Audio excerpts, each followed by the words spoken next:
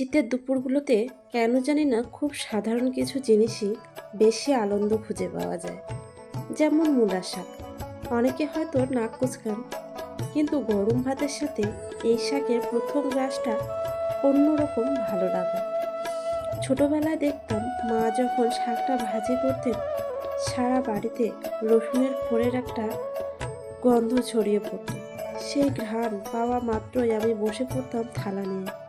মজার ব্যাপার হলো, শাক না খাওয়া মানুষগুলো তখন ভাগ বসাতে আসতো। আসলে কিছু খাবার শুধু পেট ভরে না, মনটাকেও অতীতে ফিরে নিয়ে যায়। এই মূলা শাক ভাজিটা আমার কাছে ঠিক তেমনই একটা স্মৃতি।